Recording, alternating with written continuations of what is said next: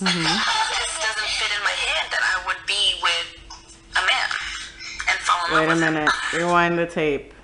What you've been through. Are you saying that what you've been through has affected your sexuality in any way? Oh no. No. What I mean is I've been there, trying to do the whole straight thing. And I know from experience that it's not me. It's forced. Interesting. I am very, very blessed that I never had to try to force myself to do that. Yes. Thanks, Mom. Not that it was easy, because it wasn't. I actually didn't plan on coming out, but then shit happened and I was like, fuck it. What I got to lose? Probably a lot, but if I don't do something, I'm gonna lose myself, and I can't afford that.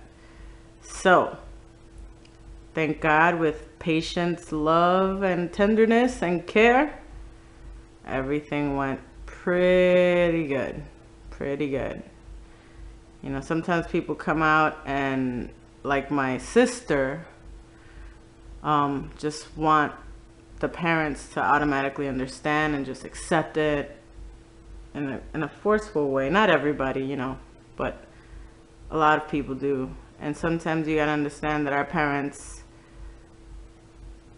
are raised differently. They come from a different generation, and that this is not natural to them. So it's something that they are afraid of and may feel threatened by. And we just have to have the love and patience that they may not have at the moment, to give them time to process everything, I guess, and focus on the love they have for you more than what they think somebody else is gonna think about them.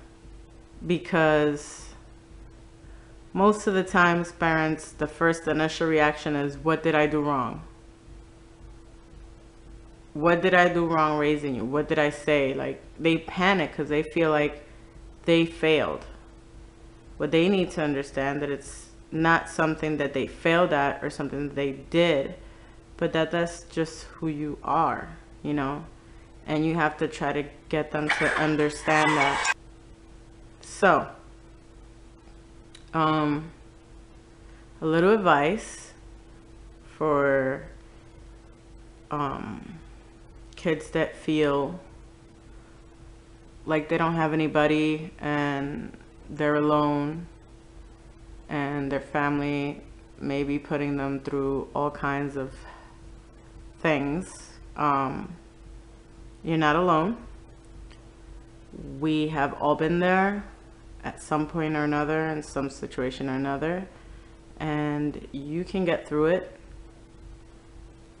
But you have to be able to love yourself enough and love others enough to push through the hard times. That's pretty much it, because love and patience takes you very far in life. I've had friends that, I had a friend of mine, when she came out, it was weird because she wound up coming out defending me. We had gone out clubbing and she got a little too drunk, and I had to take her home in a cab. And when her dad came to get her, of course he saw me, and upstairs an altercation occurred, and he kept referring to me as it versus she or that person, which of course bothered her because she's my friend and she loves me. So she confronted him about it, and then it wasn't a very good situation. She ended up getting deported by her parents, kind of, and went away for a while. Not that it helped, because she, in their perception, might have gotten worse while she was over there. She kept in contact with me via email. It was awesome. But eventually, with time and space and patience, everything worked out. And they're very close. and it's pretty awesome for her and her family, which I think her parents are pretty awesome and amazing people that they were able to do that. But that's all it took. Love, patience. You know, you can't give up on people. You shouldn't let anybody give up on you, and you shouldn't give up on yourself. So for anybody that's having a difficult time coming out, maybe because of family, friends, just the typical fears that people have, just stick to your guns, believe in yourself, be patient, try to explain it as best you can. The way I explained it to my mom, basically what I said to her was, it's not your fault. You didn't do anything wrong. This is my choice, my decision, who I want to be with. You've actually done a pretty great job as a parent, because I have lots of friends and people like me. And they think I'm a very nice person. And it's funny because we had done an exercise at this after school program that I used to go to downtown in New York at HMI.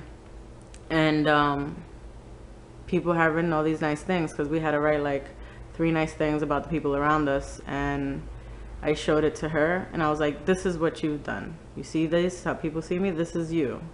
Who I want to be with is me. That's my choice. And then I proceeded to let her know that, like every parent, they want you to find love. They want you to find somebody that's going to love you, for you to be married, and be a family with somebody.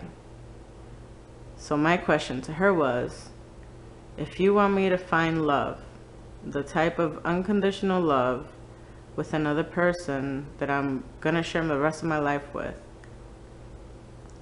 how do you expect me to find that love and acceptance from anybody if I can't get it from you first? You're my mom. And if I don't get it from you first, all hope for me to find it anywhere is done. Because you're my number one. And it has to be you first. Because otherwise I don't know what that looks like, what it feels like, what it is. And it might just get me in trouble, because I might think other crap is when it's not. And then I left her alone. And I gave her time, and you know, I was living with her, and I just didn't talk about it anymore. Hung out with my friends, and I just talked on the phone and stuff, regular stuff. And eventually we didn't need to talk about it anymore. It was fine. She told me she loved me. She's met my girlfriends, all of them. There haven't been that many, but she's met them. And she has not been afraid to share her opinion on the ones that she didn't like. But she was always kind and nice to them, which is key. She's a very classy lady. I'm very fortunate to have her as my mom.